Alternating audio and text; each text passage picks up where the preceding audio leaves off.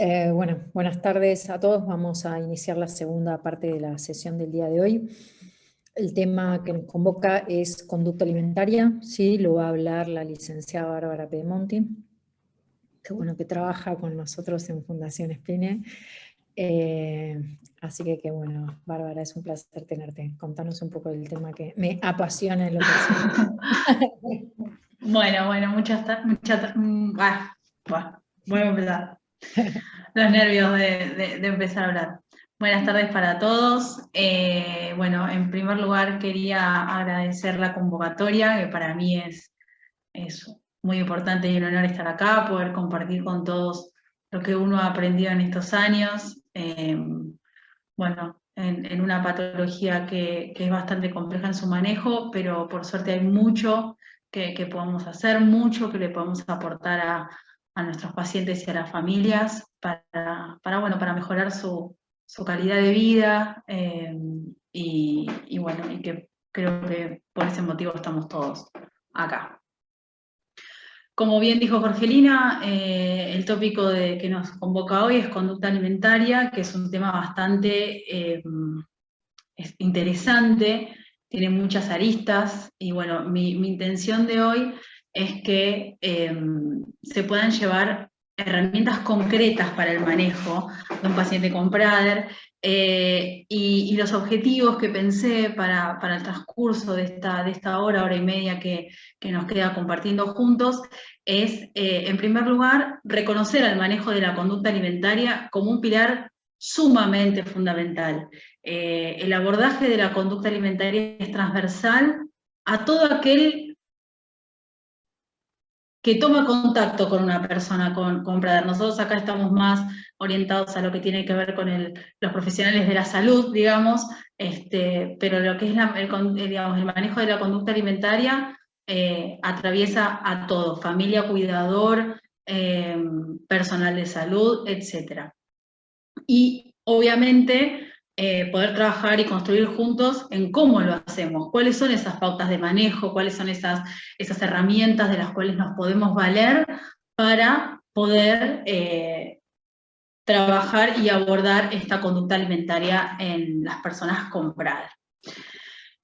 Y un poco, ya que estamos en la clase 11, creo, si no me equivoco, quería como traerles a colación cosas que por ahí, sin darnos cuenta, ya sabemos sobre conducta alimentaria, porque en este ratito, en este momento, les estoy compartiendo, digamos, como disertante, pero he tenido la oportunidad de escuchar todas las clases hasta ahora, y me parecía interesante como ir trayéndoles cosas que se pueden hilar y que podamos tener como una idea macro y bien cerrada. Cuando la doctora Jorgelina, por ejemplo, dio su clase, habló del concepto del iceberg, ¿no? Como esta forma de pensar al paciente donde un disparador, una pequeña cosita, tenía un back, ¿no? Tenía como toda esa parte abajo del agua que tenemos que analizar de cara a pensar a un paciente con Prader. Y cuando hablamos de conducta alimentaria, también tenemos que pensar de esta forma, ¿no? Hay algo que el paciente va a expresar, muchas veces a través de una conducta, ¿no? Porque son pocas las veces que el paciente llega al consultorio y te dice todo lo que le pasa y todo lo que necesita, ¿no es cierto? Entonces, es una conducta, es una pregunta aislada, después vamos a ver algunos ejemplos, es alguna pregunta por ahí de la familia, es algo que nos dice, ¿sí?, que nosotros tenemos que estar atentos y poder hacer una lectura, poder leer la letra chica, ¿no?, de eso que está sucediendo. Ahora vamos a ir en profundidad. Pero bueno, como para que retomen este concepto del iceberg y que lo vamos a ir retomando durante la charla. También cuando Linda dio su charla, habló, no se acuerdan, de una pirámide, ¿sí?, de lo que tenía que ver con, digamos, con el manejo global de las personas con Prader, y la base de esa pirámide era soporte ambiental. Ese soporte ambiental que en mayor o menor medida siempre tiene que estar, independientemente del peso del paciente, si tiene o no medicación, etc. ¿Sí? Entonces, como ahí ya tenemos otro punto que estuvimos trabajando desde otra expertise, no desde el nutricionista, sí, desde el psiquiatra, pero que también hace referencia a lo que es conducta alimentaria. Interpretación de la conducta. La licenciada Agustina Cunti en su charla había dicho específicamente que la conducta nos dice algo. Atrás de esa conducta pasa algo, ¿no? Entonces, en este sentido, obviamente la conducta alimentaria no está exenta. Impacto en aspectos cognitivos, lo habíamos hablado con las profesionales que habían trabajado toda la parte de psicopedagogía, ¿no? Esta cuestión de la conducta alimentaria, si tengo un paciente que está pensando en qué va a comer, cuánto va a comer, qué va a suceder, y está interceptado por ese pensamiento, obviamente no va a poder concentrarse en hacer ningún tipo de actividad, ¿sí? La medicación, lo vimos también con Linda y lo vimos con la profesional que habló sobre hormona de crecimiento, sí, que en este momento se me fue su nombre de la cabeza, perdón. Pero ella lo hablaba también muy bien. Puede estar medicado con hormona de crecimiento, se pueden evidenciar, digamos, todo lo favorable, ¿no? Puede tener normopeso, puede ganar altura, puede, digamos, tener todos los beneficios de la hormona de crecimiento, pero de nada sirve si no tenemos un ambiente controlado, ¿sí? Y obviamente todo lo que habló Romy, y también hizo referencia Paulina en el encuentro anterior, sobre lo que tiene que ver con la seguridad alimentaria, ¿sí? Y este concepto de seguridad alimentaria nos va a permitir regular y abordar en gran medida lo que es la conducta alimentaria. Entonces, como para que tengamos como un pantallazo global de todo lo que ya vimos y cuán transversal es este manejo, ¿no? O sea, que no nos quedemos con que se ocupa la nutricionista o es del área de nutrición, sino que es transversal a todas las terapias y es independiente al sexo, a la edad, a si tiene medicación o no, si tiene normopeso, etcétera, etcétera. Eso es como el gran concepto. Y obviamente el manejo de lo que tiene que ver con la conducta alimentaria está descrito dentro de los 5 dominios del fenotipo conductual del Prader, ¿sí? Esta cuestión de comer comida atípica, comer más comida de lo habitual, esto que ya lo veníamos hablando, el robar comida, el buscar comida en la basura, el buscar comida por las noches, estas rondas nocturnas, ¿sí? Poder pensar y planificar y manipular para conseguir comida, ¿sí? Entonces, es importante tener siempre presente este aspecto del fenotipo conductual de la persona con Prader, porque en menor medida, un poco lo que hablábamos en la charla anterior, ¿no? En mayor o menor medida siempre se va a presentar, ¿sí? Y siempre tenemos que estar atentos.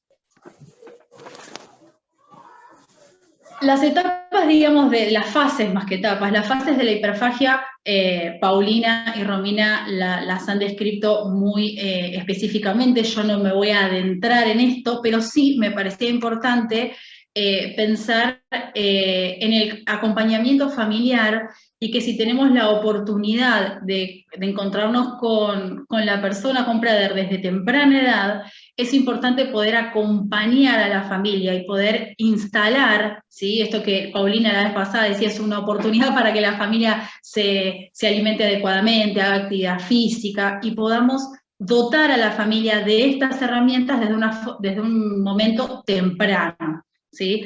¿Para qué? Para que a medida que ya entremos en la fase 2B, fase 3 y fase 4, digamos, donde el paciente ya empieza, obviamente desde temprana edad, 4 años y medio, a preguntar cuándo va a comer, interesarse un poco más,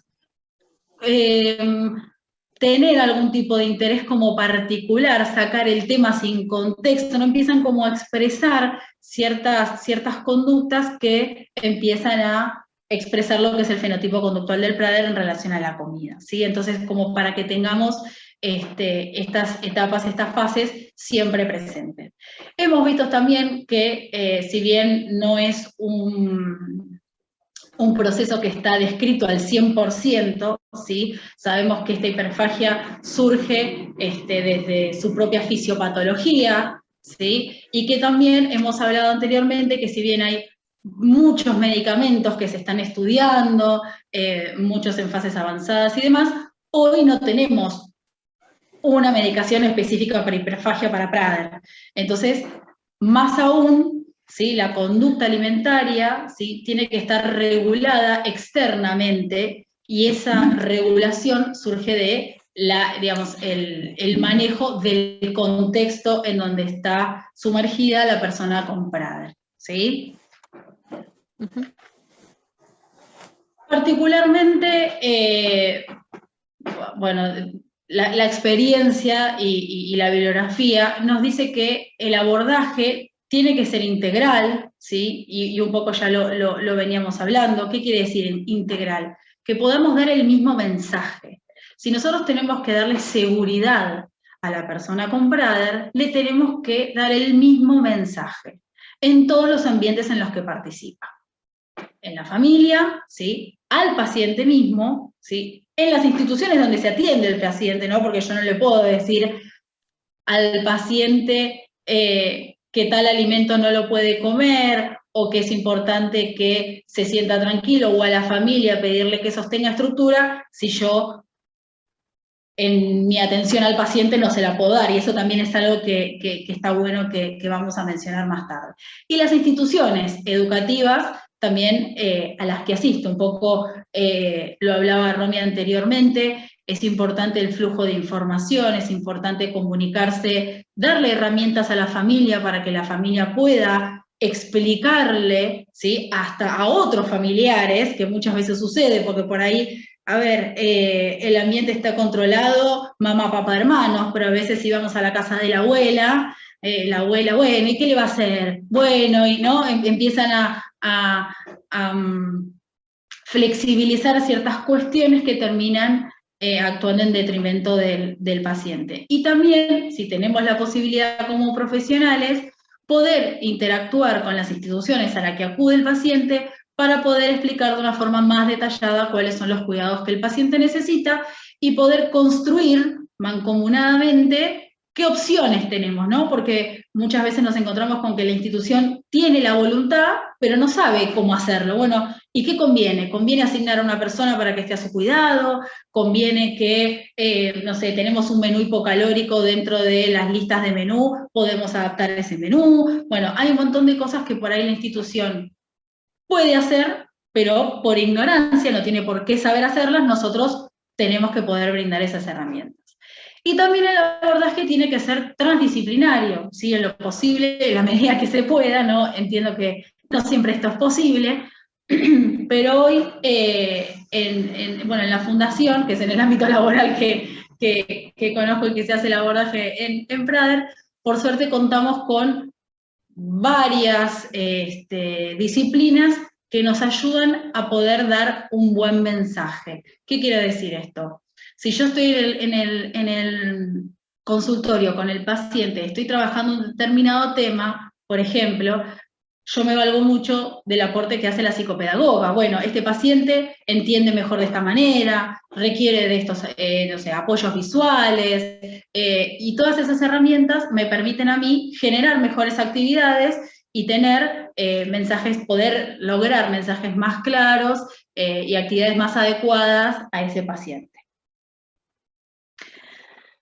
Bueno, y acá quería compartirles un poco más, algo más concreto y más de la experiencia, ¿no? Que son algunos enunciados que hemos trabajado con familias, y preguntarles a ustedes qué les parece, si hay algo de acá que les hace ruido, ¿no? Por ejemplo, mañana a la mañana se hace un estudio, lo noté más ansioso. Se puso nerviosa, pero se tomó un tecito y se calmó. Salió solo pero sin plata. Le explicamos que iba a haber de comer. Sí, ya le dije que tenía que comer bien. Sabe que tenemos el cumpleaños de la prima, pero aún no sabemos si vamos. ¿Qué les parece? No sé si puedo interactuar en el medio de la charla con el chat, pero bueno, me tomo el atrevimiento. Pero por supuesto. ¿Esto les hace ruido? ¿No les hace ruido? ¿Cómo les parece que podrían afectar estos enunciados al paciente? ¿Son claros? ¿No son claros? De paso tomo un poco de agua. Yo no estoy viendo el chat. No sé si alguien me respondió o estoy hablando solo. Sí, hay una respuesta de María Paula que dice, no se expresan certezas. Excelente, excelente. Esto tiene como consecuencia esto. Bueno, hay otra de Natalia que dice, creo que le genera incertidumbre. No denotan Perfecto. preparación ni anticipación. Falta anticipación al paciente en muchas frases. Bueno, me puedo retirar tranquila, entonces. Ajá, no, bueno.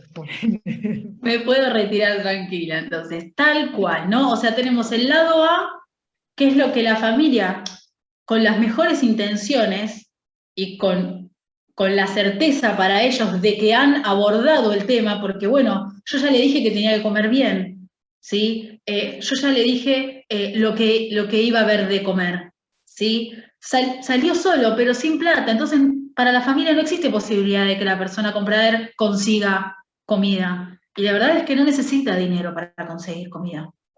Entonces, frente a esa dualidad, frente a ese discurso poco concreto, como decían ustedes, en la persona comprador se desata una cantidad de pensamientos que son absolutamente, que aturden, ¿sí? Y son totalmente disruptivos, ¿sí?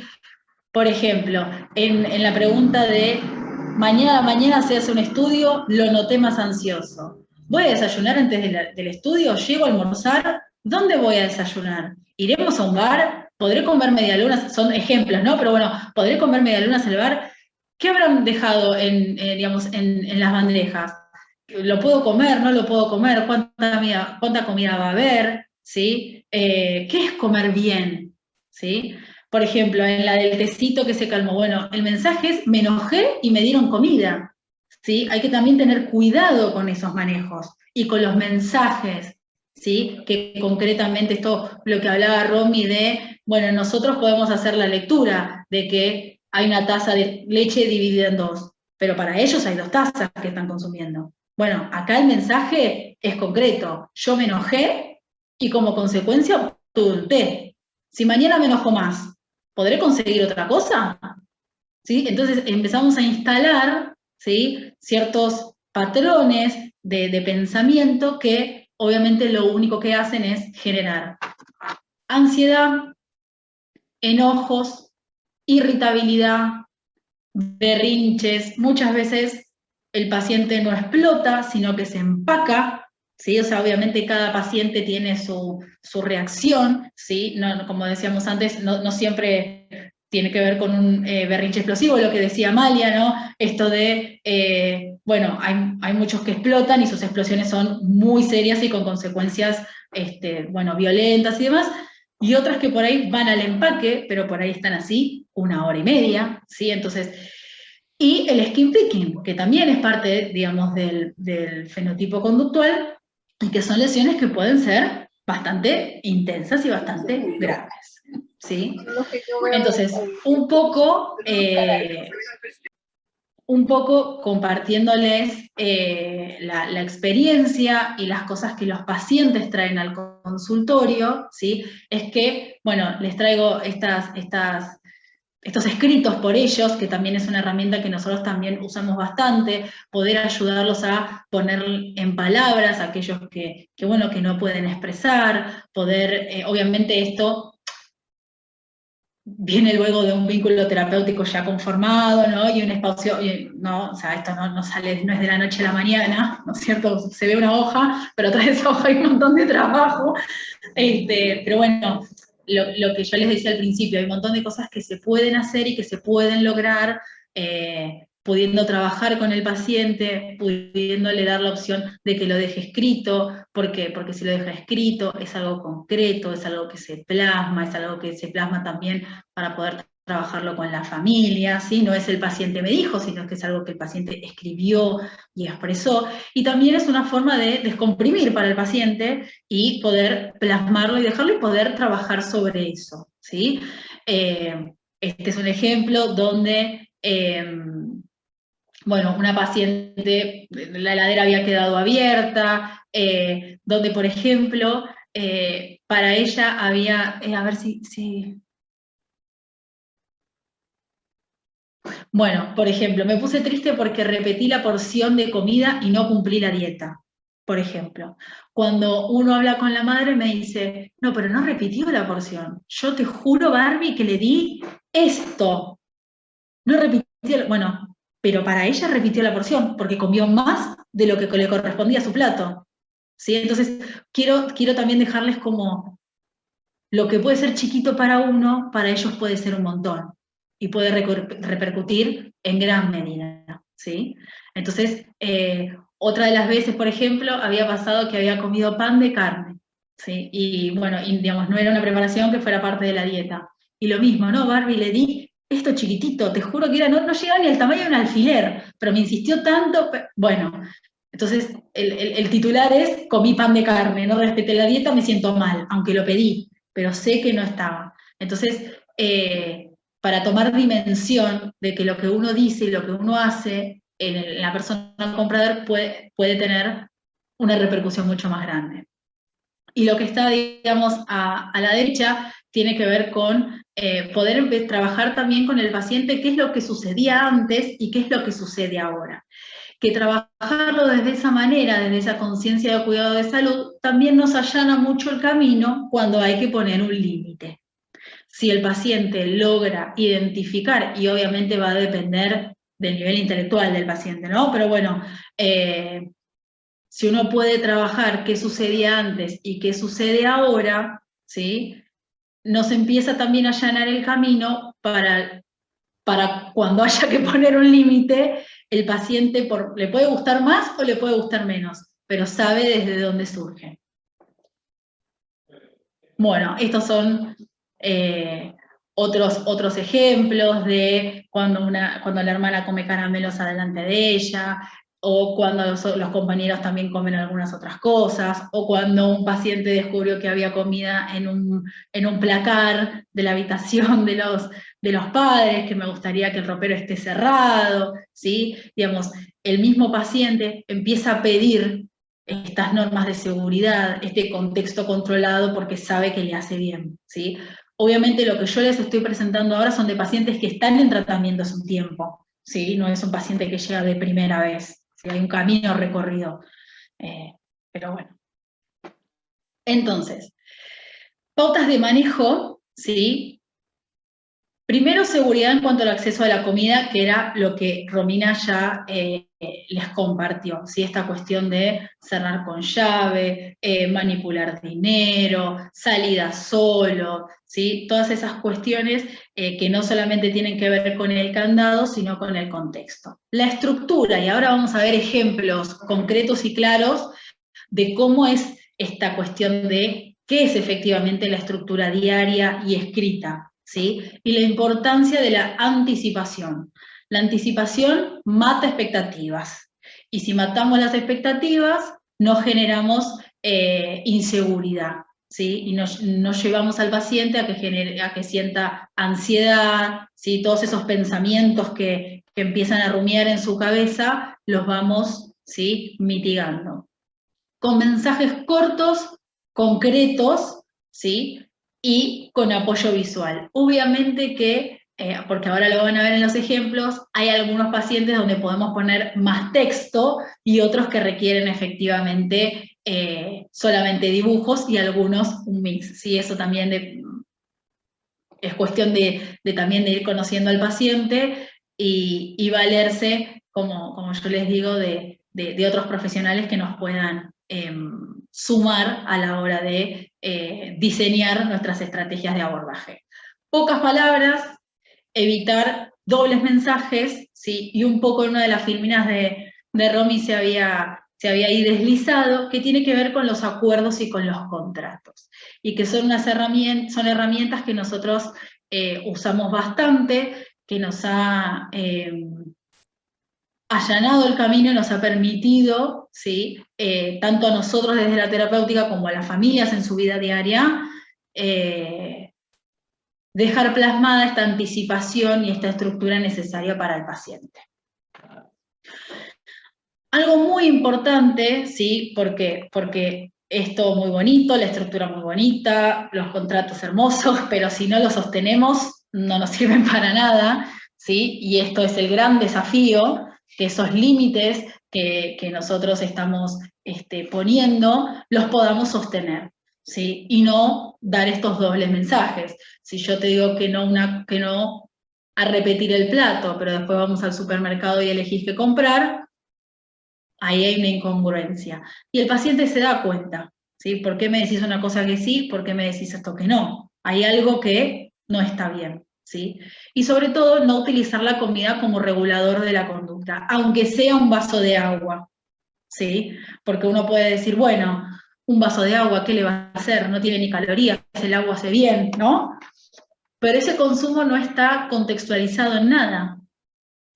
Y se dio luego de una demanda, ya sea un simple pedido o ya sea un berrinche. Y eso marca un antecedente. Si hoy me das un vasito de agua, mañana me vas a dar un té, a ese té le agrego una masita y cuando me quiero dar cuenta, desayuné 2 veces.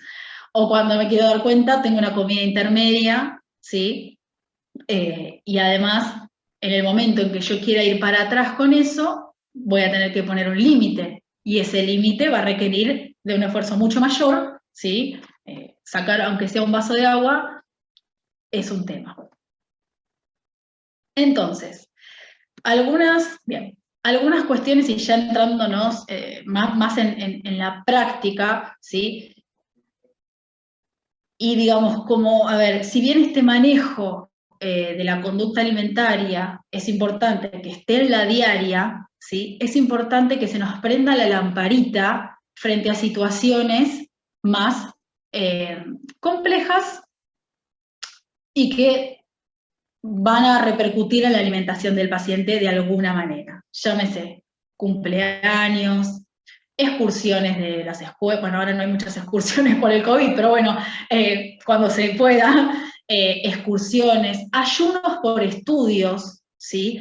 O visitas al odontólogo, por ejemplo, viajes, ¿sí? Fiestas religiosas, fechas emblemáticas, como por ejemplo el Día del Estudiante, o el festejo del Día de la Primavera, o Halloween, que, bueno, a veces, o sea, que por ahí no tiene mucho que ver no sé, con nuestra cultura en sí, por ejemplo, en Argentina, pero muchas instituciones lo han incorporado como un festejo más que tenemos que tener en el radar.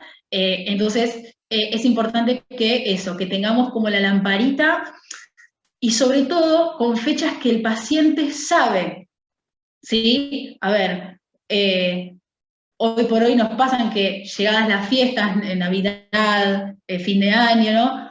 Barbie, tenemos que trabajar, aquellos que ya tienen la herramienta, digamos, como más incorporada y tienen más nivel, tenemos que trabajar lo de las fiestas. O mismo el paciente, es el cumpleaños de mi hermana.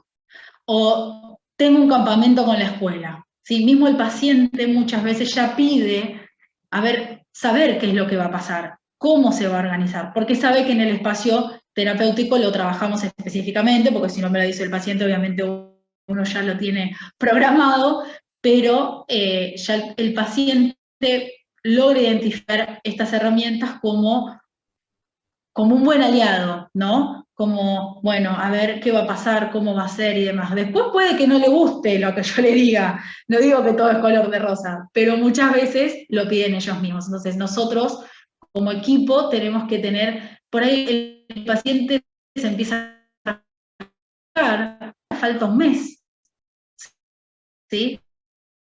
Pero es el fino de conocer al paciente, ¿sí? Pero hemos trabajado o hemos tenido que hablar sobre las fiestas en octubre, por ejemplo, ¿no? Bueno, lo vamos a trabajar, vos quédate tranquilo, faltan tantos meses, ¿no? O sea, obviamente no voy a trabajar qué es lo que va a cenar porque estamos en octubre, pero sí le puedo empezar a anticipar o puedo empezar a organizarle cuánto falta para eso, que en su momento lo vamos a trabajar, que lo vamos a trabajar con la familia, ¿sí? Como para darle tranquilidad.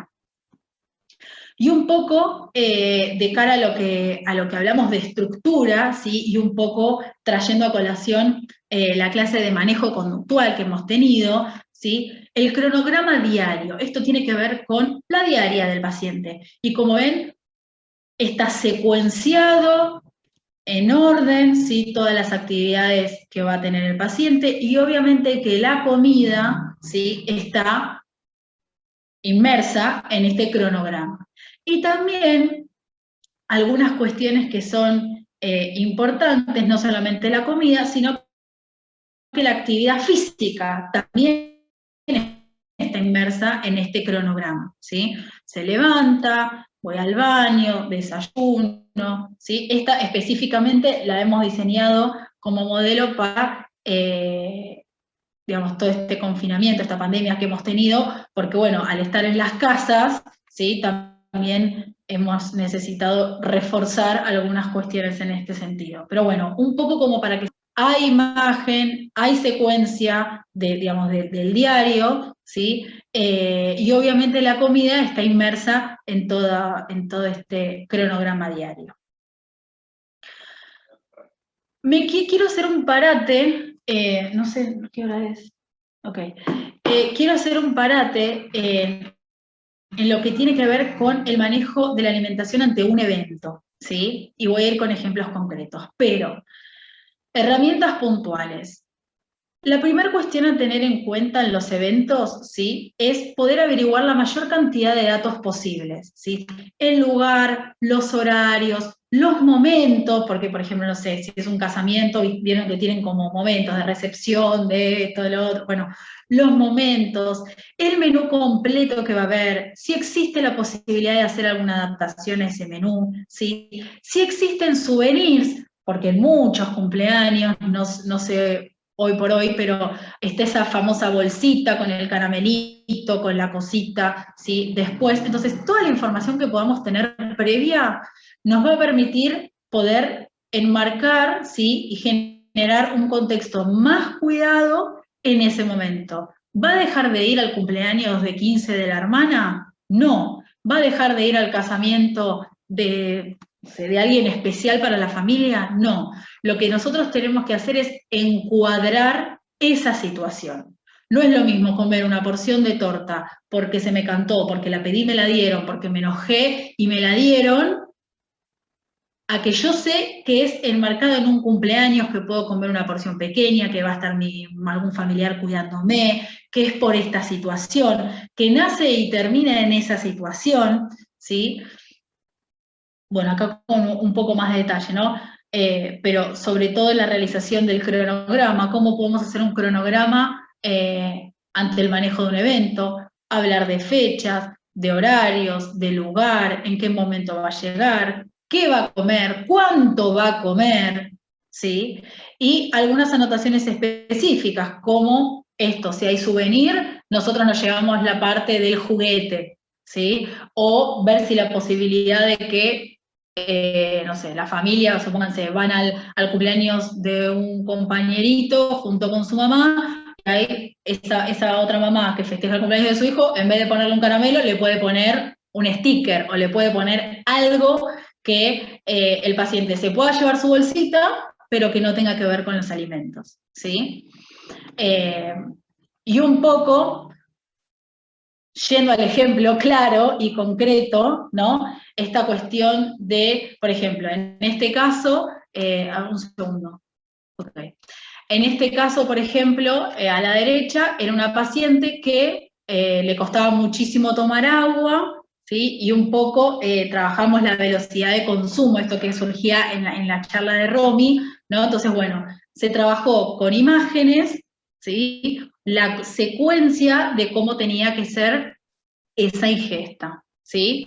Y de mano izquierda, por ejemplo, tenemos, nada, se firmó un acuerdo con una modificación en la alimentación para días específicos que iba a la escuela. Entonces, arriba tenemos un calendario de lunes a domingo, donde está resaltado de lunes a viernes con un dibujito de la escuela, que en realidad los pacientes ya lo conocen a mis dibujitos, entonces por eso sé que los entienden, pero bueno, nada, la escuela me da un poco de vergüenza porque, bueno, nada, pero bueno, y que sábado y domingo, por ejemplo, están tachados, sábado y domingo no vamos a la escuela, esta modificación no se hace, esta modificación es específica para la escuela, ¿sí? Entonces, ven que como con dibujos y con esquemas, ¿sí? Se puede ir trabajando con los pacientes.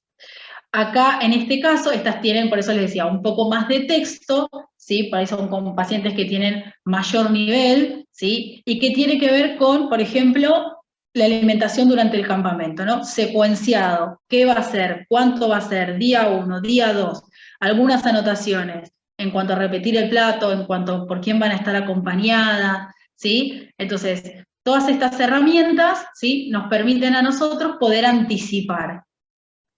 Y este trabajo tiene que ser muy mancomunado con la familia. La familia también tiene que identificar que esto es una herramienta, porque si a mí la familia no me avisa que tiene tal casamiento, tal cumpleaños, yo no lo puedo trabajar. ¿Sí? Entonces, por eso es importante que todos el mismo mensaje y todos se puedan valer digamos, de esta herramienta. Obviamente no solamente trabajamos con la familia, sino que también trabajamos con los pacientes, ¿sí? Eso desde ya. Si bien Paulina y Jorge y Romy trabajaron y hablaron bastante del semáforo, acá yo les traigo una estrategia que nosotros trabajamos, que es el Shenga nutricional, que es un Shenga común, por ejemplo, y que gracias al aporte del área de TO, esta cuestión de trabajar la motricidad fina, bueno, y este es un paciente que la verdad que pinta muy bien, y también desde el área de psicología, esta cuestión de poder alentar a los pacientes para que hagan cosas por otros.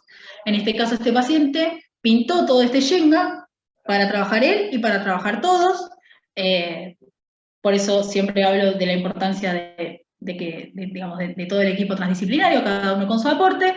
Y trabajamos el concepto del semáforo sacando una pieza. Cada vez que sacamos una pieza tenemos que nombrar un alimento de ese grupo, o alguna conducta, como hacer actividad física, o, bueno, alguna conducta más de sacar comida, o tener alguna tentación, o lo que sea. Entonces, no solamente aplicamos el semáforo a lo que tiene que ver con qué alimentos puedo o no puedo comer, sino también a las conductas que me hacen bien y las que no tanto.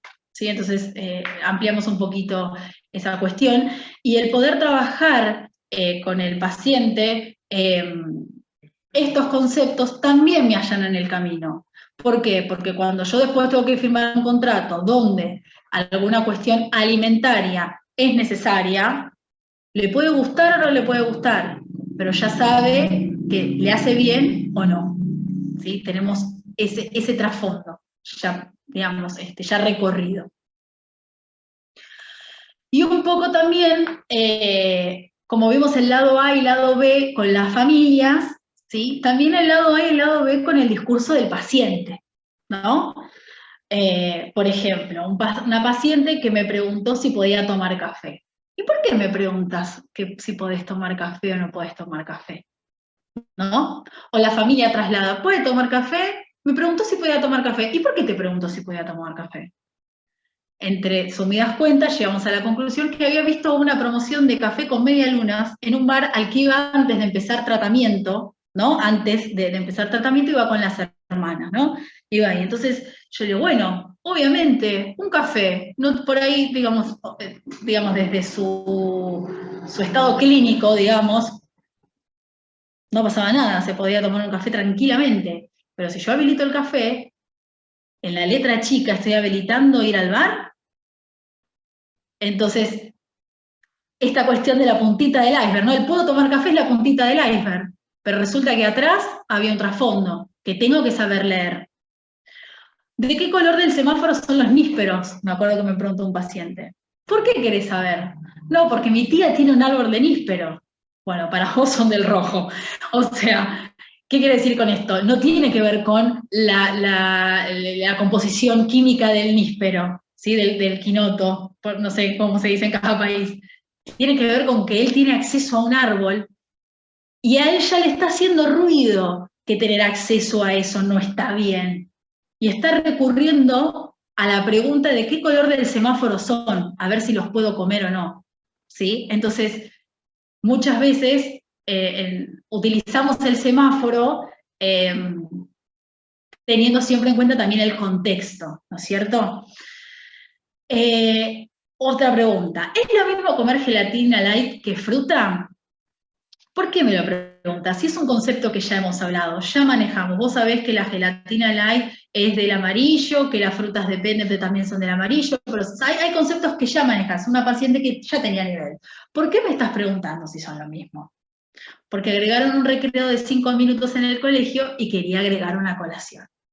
Ella ya tiene una colación, ¿sí?, en su diaria, ¿sí?, que generalmente que va variando día por día, ¿sí?, entre fruta y gelatina y bla, bla, bla, pero quería saber si era lo mismo porque la letra chica era que tenía la intención de agregar una colación porque había un recreo.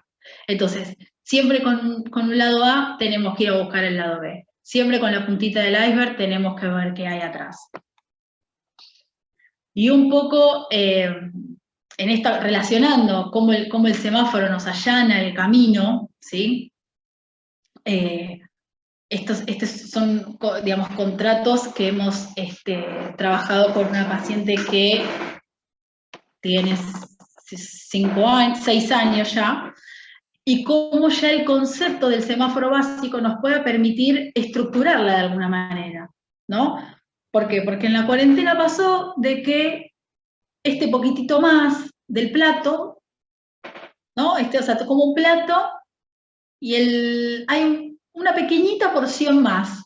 Esta pequeñita porción más, como es pequeñita y no llena el plato, se empezó a traducir en una doble porción, ¿no? Esto que hablábamos de lo concreto. Bueno, y había que empezar a erradicar eso, ¿sí? Porque justamente de pequeñita se tiene que acostumbrar a que el plato es uno. Entonces, ya 2 platos y el postre son rojo. 2 platos son rojo. Un plato está bien. ¿Sí? Entonces, ya mismo con esa estrategia y con ese mensaje podemos empezar a trabajar límites, ¿sí?, que de alguna otra manera sería muy difícil. La de la derecha, a mamá se quiso comprar un dulce de leche, estaba en la heladera, un día le dio una cucharadita y otro día empezó a pedir otra cucharadita y eso se fue haciendo cada vez más grande, así que firmamos un contrato que el dulce de leche es rojo y no es parte de nuestra alimentación.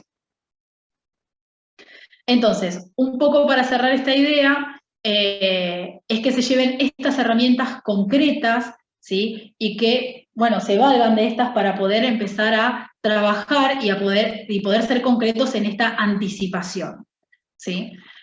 En lo que tiene que ver con las instituciones, que un poco ya lo hablamos, es importante indagar recreos, dinámica, hay buffet, hay comedor, hay kiosco, la ubicación, ¿sí?, si hay eventos en las escuelas, si hay proyectos de materias, ¿sí?, por ejemplo, no sé, biología, que experimenten con cosas de alimentos, que por ahí no tienen que ver con el consumo directo, pero tienen que ver con la manipulación de alimentos, ¿sí?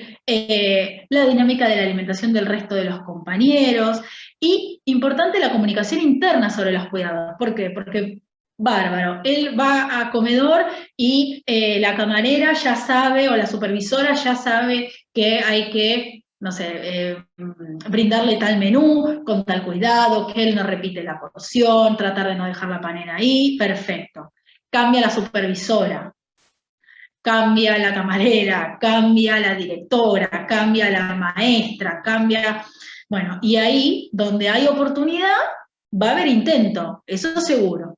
Entonces son cosas que nosotros tenemos que estar atentos, o por lo menos saber enseñarles a las familias que son puntos críticos a tener en cuenta. Hasta, che, cambió la referente, cambió la que, ¿sí?, la que para nuestro hijo era la autoridad, ¿sí?, la que lo podía manejar. Bueno, cambia. Bueno, ¿quién va a asumir ese nuevo rol? ¿Qué tenemos que hacer?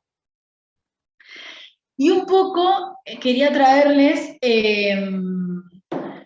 me fijo la hora porque no la veo porque estoy con la presentación. Sí, ya te ¿Cómo? Ya tengo que ir cerrando. Sí, sí. Ok. Y un poco traerles estas preguntas, ¿no? Porque, nada, estamos en el módulo de nutrición, pero como les dije al principio, esto en mayor medida nos toca a todos. Entonces, si yo voy a atender a una persona con Prader, ¿dónde está ubicado mi consultorio? ¿Está ubicado cerca del office, de la cocina, no sé, de la institución que yo trabajo? ¿Sí? ¿En qué horario debe venir al turno? ¿Viene antes de almorzar? ¿Después? ¿Mi turno le cae en el medio del almuerzo? Porque si mi turno le cae de medio del almuerzo y nadie le avisó, yo voy a tener un berrinche en la sala de espera. Eso seguro, ¿sí? La intervención que yo haga, de alguna forma, ¿tiene un impacto en su alimentación? No sé, dentista, le arreglé un diente, puede comer recién a las 3 horas. Eso hay que anticipárselo, porque si no vamos a tener un problema en el consultorio. Y si no lo tenemos nosotros, lo va a tener la familia en la casa, ¿sí? Viene a mi consultorio, está nervioso, distraído, ansioso, desmotivado, lo veo rascándose, algo pasa, algo necesita, algo me está diciendo, ¿sí? Por alguna razón terapéutica, llámese fono, llámese TO con ABD, o sea, si bien no es algo que se recomienda en primera instancia, por ahí la terapéutica implica, no sé, quiero ver deglución, quiero ver, no sé, algo, e implica la incorporación o la utilización en esa sesión de alimentos. Eso tiene que estar sumamente estructurado, justificado, trabajado y acordado, ¿sí? ¿Por qué? Porque si la próxima sesión, ese yogur descremado que yo quise trabajar algo desde la fono, no sé, o desde lo sensorial, no está, voy a tener un problema. Y un poco, sí, para cerrar y para llegar al caso, todavía no hemos publicado estos números, pero un poco con lo que les comentaba Romy, esta herramienta que hemos tenido la licencia. ¿Por qué? Porque de alguna manera nos podemos valer de algo más cuantitativo, ¿no? Porque uno sabe que el paciente, no sé, sacó comida, o sabe que sacó dinero, o lo que sea. Está bueno poder pasarlo a números y pudimos hacer una comparación entre los pacientes que asisten a la fundación en tratamiento TTR, tratamiento transdisciplinario regular, y con otro grupo de 22 pacientes que no asistían a la fundación, y pudimos aplicar este cuestionario y vimos, digamos, bastante diferencia entre la frecuencia con la que se expresaban conductas relacionadas a la hiperfagia, como enojos, intentos de manipulación, berrinches, etc. Un poco para, no sé, es nuestra forma también de poder cuantificar de que más allá del estado clínico y la evolución favorable de los pacientes, esto se evidencia y sirve, y obviamente tenemos que seguir trabajando para ello.